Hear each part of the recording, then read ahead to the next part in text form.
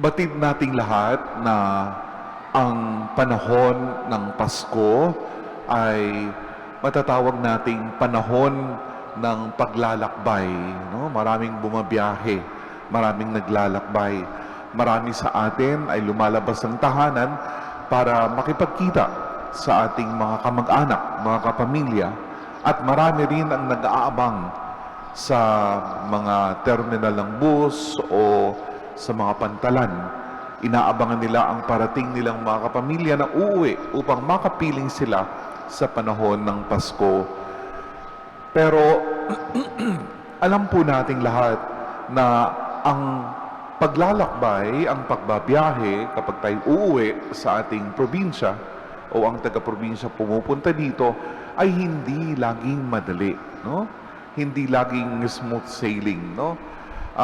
Nitong nakaraang mga araw, napapanood natin sa TV, sa news, o napapakinggan natin sa radyo, ang mga siksikan, kung gaano ang mga kababayan natin ay kapagsiksikan sa terminal ng bus, lalong-lalo na yung wala pang mga tickets, at yung dami ng tao sa pantalan. At hindi lang dito sa ating bansa, sa ating Pilipinas, kundi sa ibang bansa rin, napakahirap nilang bumiyahe dahil sa kapal ng niebe, no? Tinatawag nilang wintry weather. Ang paglalakbay, ang biyahe na dapat sana ay puno ng excitement, ay madalas nagiging nightmare para sa iba dahil sa pagkapagod at aberya, may mga bagaheng nawawala at naliligaw. Pinapaalala ganitong pangyayari sa atin ang isang katotohanan na anumang paglalakbay o anumang biyahe na mahalaga ay laging may kalakip na sakripisyo. No? Anumang paglalakbay na mahalaga para sa atin ay may kalakip na sakripisyo. Ang ating buhay Kristiyano sa mundong ito ay isang sacred journey, isang pilgrimage. Sa ating ebanghelyo ngayon, nakita natin ang mga mago o ang mga pantas, no? yung tatlong hari. Sila ay tinatawag nating mga outsiders, mga dayuhan mula sa silangan.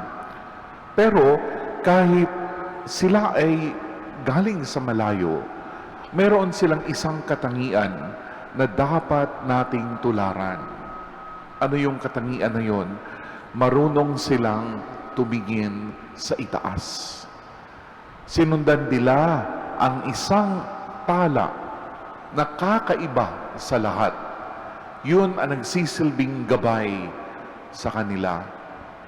Ngunit hindi nila binitawan ng kanilang paningin.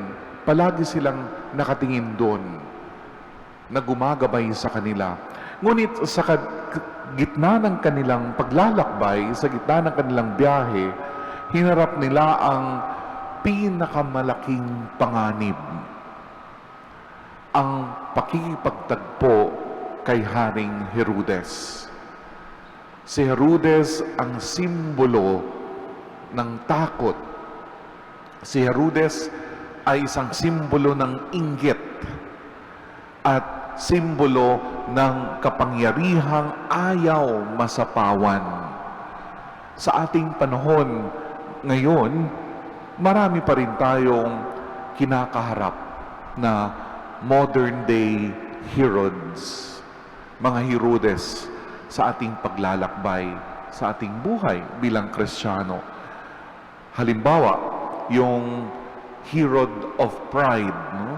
Ang Herodes ng garbo, ang yabang sa ating puso na ayaw makinig sa payo ng iba o ayaw aminin ang pagkakamali natin. Yun ang isang example ng Herodes sa ating sarili. Meron ding tinatawag nating Herod of cynicism, ang boses o ang tinig sa ating isipan na nagsasabi palagi na wala na ring magbabago sa buhay ko. O minsan, bumubulong sa atin, sayang lang ang pagdarasal mo, wala namang nagbago sa iyo. Huwag nating kalimutan ang sinabi ni Jesus, I am the light of the world. Pero sa gitna ng ingay ng mundo, madalas tayong nalilito kung aling liwanag ang susundan natin. Marami tayong sinusundan ng mga pekeng tala, mga fake stars. Anong example nito? Yung star of validation. Yung tinitingnan lang natin ang dami ng likes o approval ng ibang tao para masabing masaya tayo. No? Nakakalungkot. Dahil tila ang kasiyahan ng isang tao ay nagdedepende sa likes ng iba. Meron tayong tinatawag the star of materialism. Ang pag-aakalang ang bagong gadget o ang bagong gamit o ang estado sa buhay ang magbibigay sa atin ng kapayapaan at tunay na ligaya. Ngunit hindi. Lumingon man tayo, marami tayong nakikita na halos kalahati ng Pilipinas ay pagmamay-ari na nila. Pero hindi sila masaya. Magulo ang buhay nila. So yun ang tinatawag nating star of materialism na palaging umaatake sa atin, humaharang sa ating paglalakbay.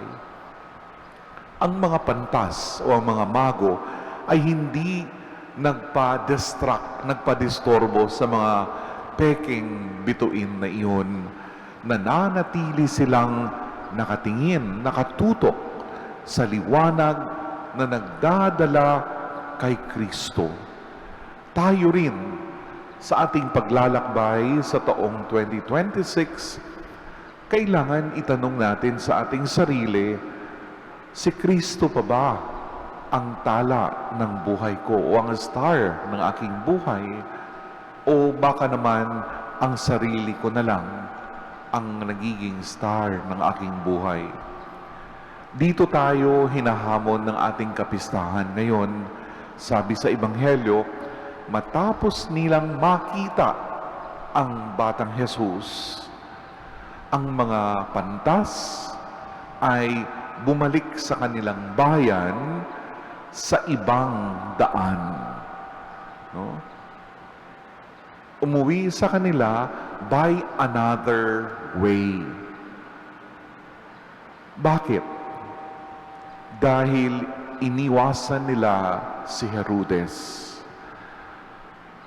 Ngunit, mga kapatid, higit pa rito ang mensahe nitong ibang daan pauwi na tinahak ng mga pantas. Ito ay nangangahulugan ng pagbabago. Hindi ka pwedeng makatagpo kay Jesus, nung matagpuan mo na si Jesus, hindi pwedeng manatili ka pa rin sa dating daan, sa dating buhay. Hindi pwedeng makatagpo kay Kristo at manatili sa parehong landas. Kung ang daan mo dati sa pamilya ay puro panunumbat, puro galit, ang ibang daan mo ngayon ay ang pag-uunawa at pagpapakumbaba. Kung ang daan mo sa trabaho dati ay ang shortcut o ang pandaraya, ang ibang daan mo ngayon ay integridad at katapatan.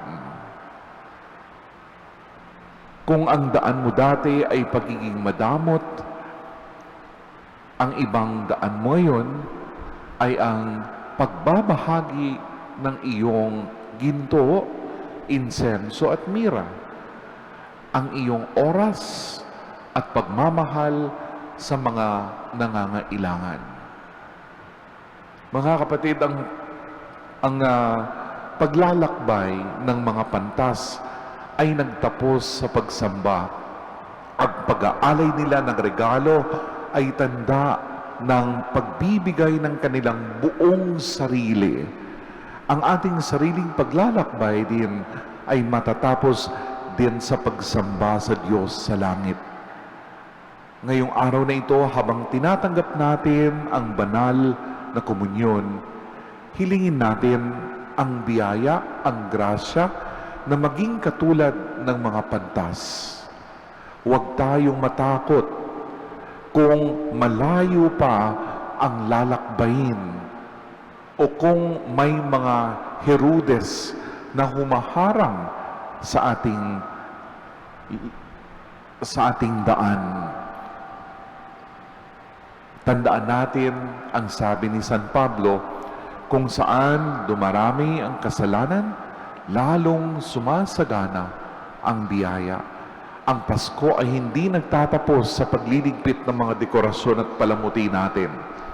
Ang tunay na Epipanya ay nagsisimula sa ating pag-uwi, bitbit ang liwanag ni Jesus, habang matapang nating tinatahak ang ibang daan patungo sa kabanalan.